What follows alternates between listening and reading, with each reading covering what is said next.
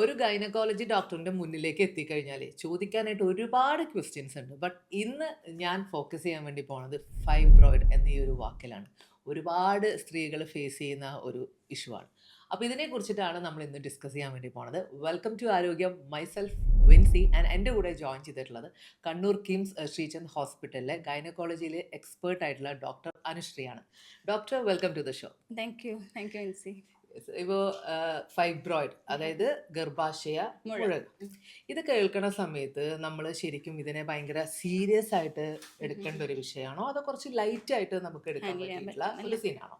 അത് എന്താ, പേഷ്യന്റ് നമ്മളെടുത്ത് വരുന്ന രോഗി, അവരുടെ ഏജ് ഗ്രൂപ്പ് എന്താണ്, അവരുടെ പ്രശ്നം എന്താണ്, അവരെ അലട്ടുന്ന പ്രശ്നം, ഈ ഫൈബ്രോയിഡ് കാരണം അവർക്ക് എന്ത് ബുദ്ധിമുട്ടാണ് ഉള്ളത്, അതൊക്കെ അനുസരിച്ചാണ് ആക്ച്വലി ഇത് പ്രശ്നക്കാരനാണോ അല്ലയോ നമ്മൾ പറയുന്നത്.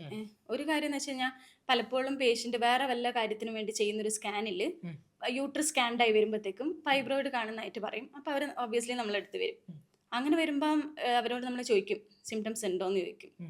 അപ്പോൾ സിംറ്റംസ് യൂഷ്വലി കാണുന്നത് വെച്ചാൽ ബ്ലീഡിങ് ആണ്.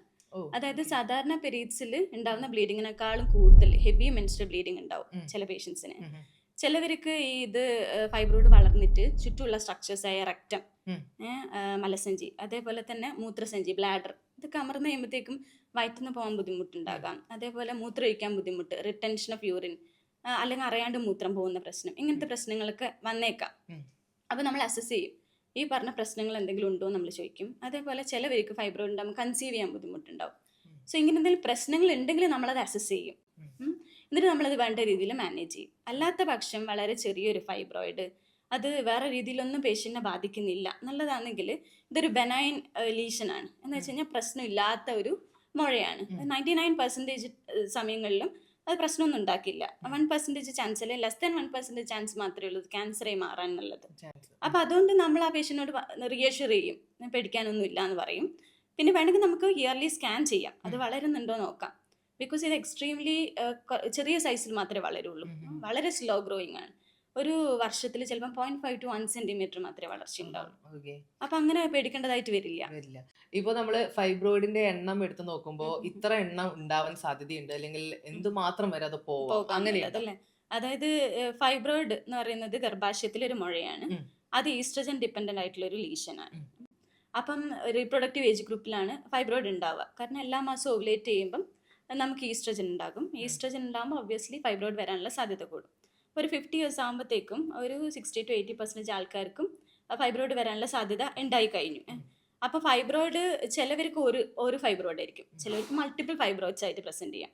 അപ്പോൾ ആർക്ക് ഒന്നുണ്ടാകും, ആർക്ക് ഫൈബ്രോയിഡ് വരും, ആർക്ക് കുറേ ഫൈബ്രോയിഡ് വരും എന്നൊക്കെ ചോദിച്ചു കഴിഞ്ഞാൽ പ്രഡിക്ഷനായിട്ട് നമുക്കൊന്നും പറയാൻ പറ്റില്ല. പക്ഷെ ജനറ്റിക് ഹിസ്റ്ററി വെച്ചിട്ട് ചിലപ്പം പറയാൻ പറ്റും.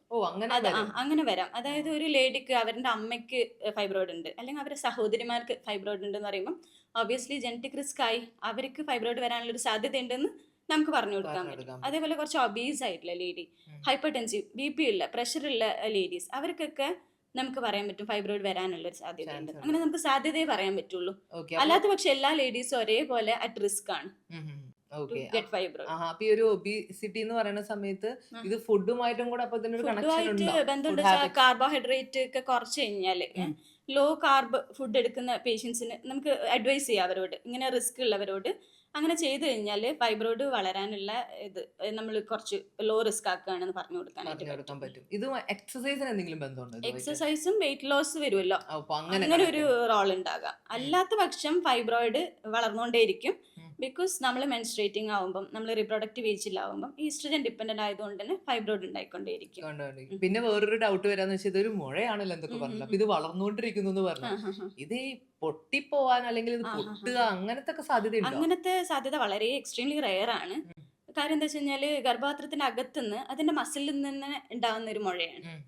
അപ്പൊ അത് ഉള്ളിൽ വെച്ച് ഇങ്ങനെ വളർന്നുകൊണ്ടിരിക്കുകയായിരിക്കും. എക്സ്ട്രീംലി സ്ലോ ഗ്രോയിങ് ആണ്. പറഞ്ഞ പോലെ ഇയർലി ഒരു 0.5 to 1 സെന്റിമീറ്റർ മാത്രമായിരിക്കും വളരുന്നത്. അത് വലുതായി വരുമ്പോഴത്തേക്കും ഒബ്വിയസ്ലി പേഷ്യൻസിന് സിംറ്റംസ് ആയിട്ട് പ്രസന്റ് ചെയ്യും. ഒന്നുകിൽ ബ്ലീഡിങ് ആയിട്ട് വരാം, ഗർഭപാത്രത്തിന്റെ ഭിത്തിയിൽ ടച്ച് ചെയ്യുമ്പോഴത്തേക്കും അത് ബ്ലീഡിങ്, സാധാരണ പീരീഡ്സ് ഹെവി ആയിട്ട് വരാം പേഷ്യൻസ്.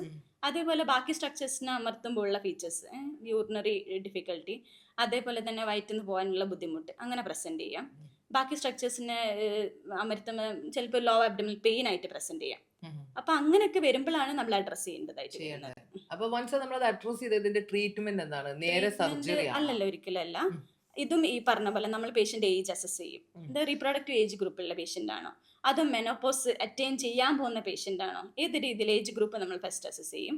എത്ര ഫൈബ്രോയിഡ് ഉണ്ട്, ഓരോ ഫൈബ്രോയിഡിന്റെയും സൈസ് എത്രയാണ്, ആ ഫൈബ്രോയിഡ് കാരണം ഇവർക്ക് എന്തൊക്കെയാണ് ഡിഫിക്കൽട്ടീസ് ഉള്ളത്, ഇതൊക്കെ അസസ് ചെയ്തിട്ടാണ് ട്രീറ്റ് ചെയ്യണോ വേണ്ടയോ തന്നെ തീരുമാനിക്കാം. ഈ പറഞ്ഞ പോലെ ഓരോ സിംറ്റമും ഇല്ല. ചെറിയൊരു ഫൈബ്രോയിഡ് ഉണ്ട്, ചിലപ്പോൾ സീഡ്ലിംഗ് ആവാം, ചിലപ്പോൾ ഒരു നാരങ്ങന്റെ വലിപ്പമുള്ള ഫൈബ്രോയിഡ് ആകാം. അത് നമ്മൾ ഭിത്തിയിൽ ടച്ച് എടുത്തോളം കാര്യം അത് ബ്ലീഡിംഗ് എന്നുള്ള പ്രശ്നം ഉണ്ടാക്കില്ല.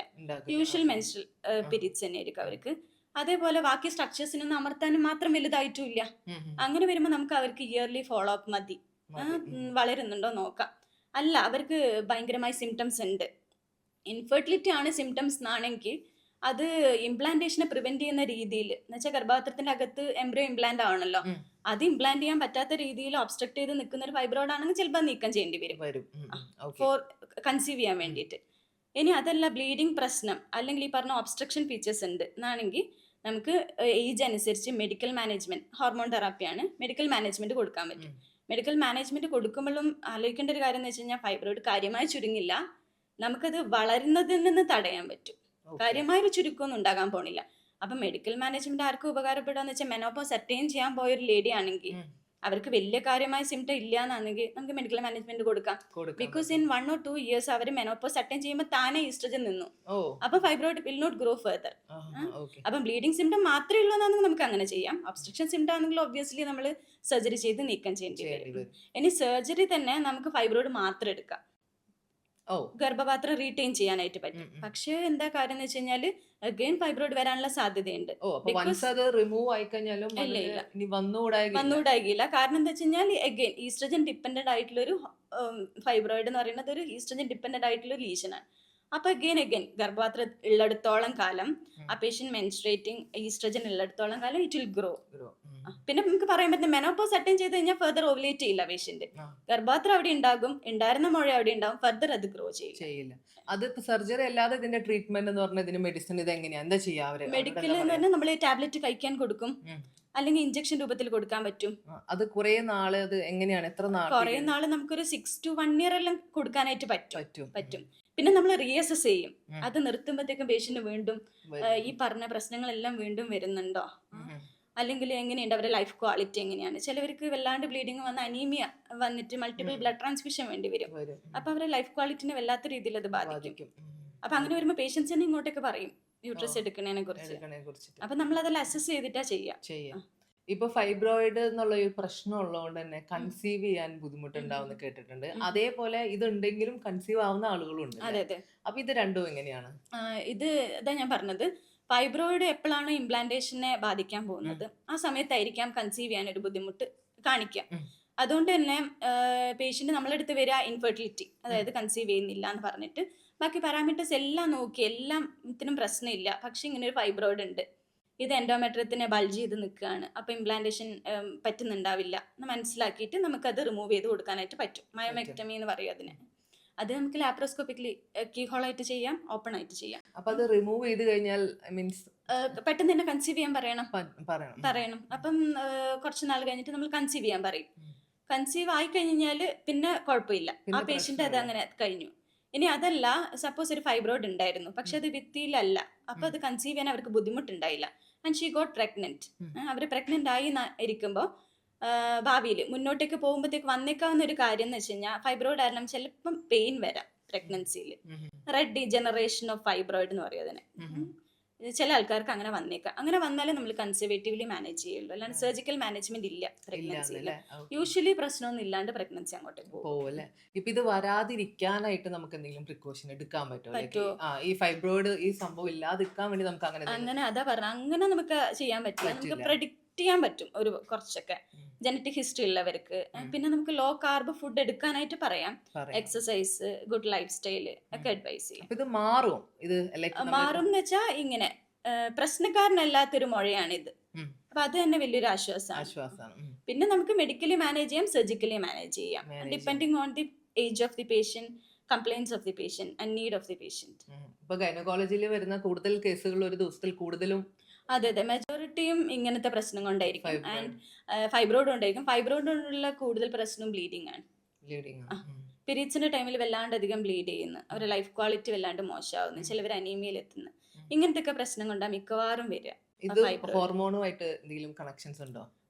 ഹോർമോൺ എന്ന് വെച്ചാൽ നമ്മൾ യൂഷ്വലി മെൻസ്ട്രേറ്റ് ചെയ്യുമ്പോൾ ഉണ്ടാവുന്ന ഈസ്ട്രജൻ ആയിട്ട് കണക്ഷൻ ഉണ്ട്, കണക്ഷൻ ഉണ്ട്? വേറെ രീതിയിലൊന്നുമില്ല. ഇല്ല. ഇല്ല. അപ്പൊ ഒരു സ്ത്രീയിലേക്ക് അത് എപ്പോ തൊട്ട് അതിങ്ങനെ ഒബ്സർവ് ചെയ്ത് തുടങ്ങണം? ആക്ച്വലി റീപ്രൊഡക്റ്റീവ് ഏജ് ഗ്രൂപ്പ് തുടങ്ങി തന്നെ ആ. നമുക്ക് ഒബ്സർവ്, പക്ഷെ നമ്മൾ അങ്ങനെ സ്ക്രീൻ ചെയ്യണമെന്നൊന്നും പറയില്ല, അറിയില്ല. ഇടവിട്ട് സ്കാൻ ചെയ്യണം എന്നൊന്നും പറയില്ല. എപ്പോഴാണ് ഒരു മെൻസ്ട്രൽ കംപ്ലൈന്റ് വരുന്നത്, അല്ലെങ്കിൽ ലോവർ അബ്ഡമൽ പെയിൻ, അല്ലെങ്കിൽ ഒരു യൂറിനറിയോ, അല്ലെങ്കിൽ വയറ്റിന്ന് പോകാനുള്ള ബുദ്ധിമുട്ടോ അങ്ങനെ ആയിട്ട് പ്രസന്റ് ചെയ്യുന്നത്, ആ മൊമെന്റിൽ നമുക്ക് ആ പേഷ്യന്റിനെ സ്ക്രീൻ ചെയ്യാം, ചെയ്യാൻ പറ്റും. ക്ലിനിക്കലിയും അതേപോലെ സ്കാൻ വേസും. ചെയ്യാൻ പറ്റും. അല്ലാതെ അതിന് മുന്നേ നമ്മൾ അതിന് വേണ്ടിയിട്ട് ഒരു മുൻകരുതൽ എടുക്കണം എന്ന് തോന്നുന്നില്ല. തോന്നുന്നില്ല.